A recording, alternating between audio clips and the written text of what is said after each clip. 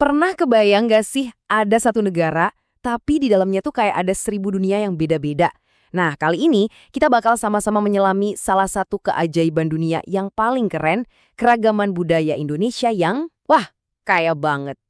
Oke, kita mulai langsung ya dengan angka yang, wow, bakal bikin kaget. 1.340.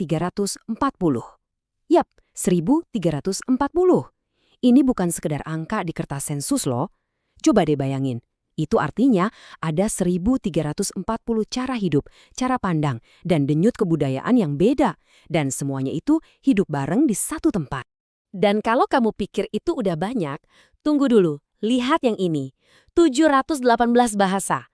Biar kebayang nih, jumlah itu lebih banyak dari gabungan semua bahasa yang dipakai di seluruh benua Eropa. Gila kan? Setiap bahasa itu ibaratnya punya dunianya sendiri, cara berpikirnya sendiri. Luar biasa banget.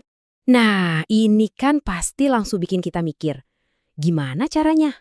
Kok bisa sih keragaman sebanyak ini tumbuh subur di bawah satu bendera? Apa ya resep rahasianya? Tenang, kita bakal bedah bareng-bareng jawabannya.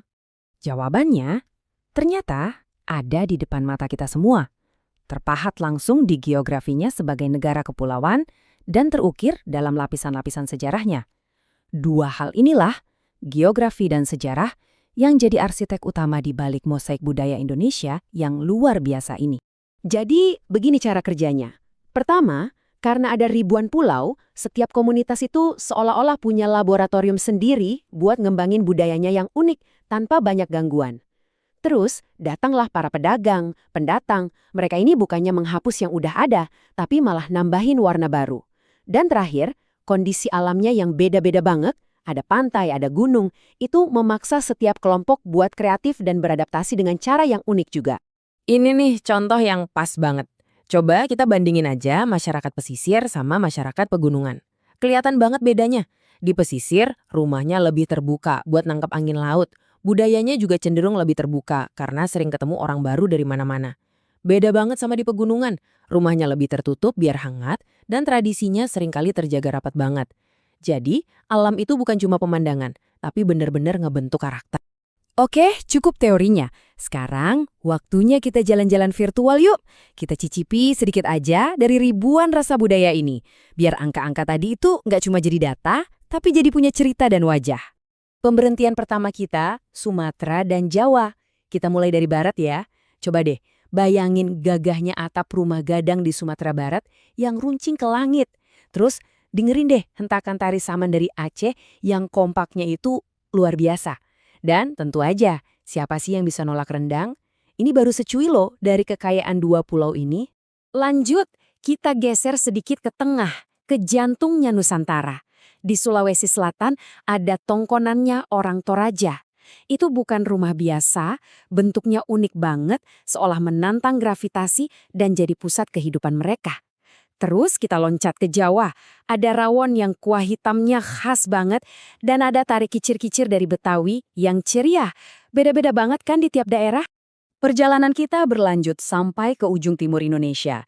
Dan di sini kontrasnya makin terasa loh. Kita bisa lihat magisnya tari kecak di Bali pas matahari terbenam. Terus kita bisa cicipi pedasnya ayam taliwang khas Lombok yang wah, nendang banget. Dan kita lihat juga rumah Honai di Papua. Desainnya sederhana tapi jenius, nyatu banget sama alam. Benar-benar kayak pindah dunia di setiap pemberhentian. Nah, semua kekayaan yang tadi kita lihat itu ternyata bukan cuma buat kita aja. Dunia internasional pun sadar. Mereka melihat dan mengakui kalau ini semua adalah harta karun yang tak ternilai harganya buat seluruh umat manusia.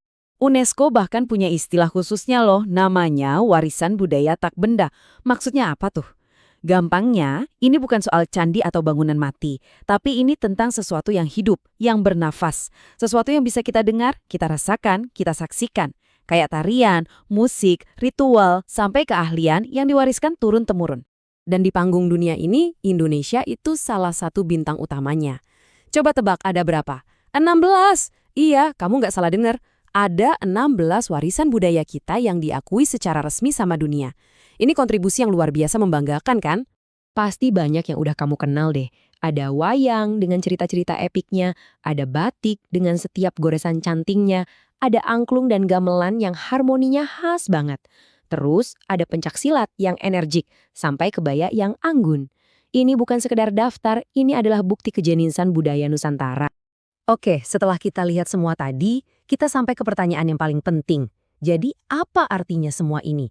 Apa sih makna sebenarnya dari punya keragaman yang sebanyak ini? Ada kutipan yang pas banget buat ngejawab itu. Keragaman budaya disebut kekayaan karena menjadi identitas bangsa. Jadi ini bukan sekedar pajangan yang indah buat diliatin. Bukan. Ini tuh yang membentuk siapa kita. Inilah DNA bangsa Indonesia. Inilah identitas kita. Poin utamanya tuh di sini. Justru dari ribuan perbedaan inilah kita belajar soal toleransi. Dari ribuan warna ini juga muncul kreativitas yang nggak ada habisnya, yang jadi bensin buat seni, ekonomi, dan inovasi kita ke depan. Intinya, keragaman itu adalah sumber kekuatan terbesar kita. Dan ini membawa kita ke satu pemikiran terakhir. Kalau satu negara itu isinya ribuan dunia, ribuan tradisi, ribuan bahasa, terus gimana kita memaknai Bhinneka Tunggal Ika di zaman sekarang? Di tengah mozaik yang luar biasa kaya ini, apa sih sebetulnya arti menjadi satu? Mungkin ya, pertanyaan itulah inti dari perjalanan tanpa akhir untuk menjadi Indonesia.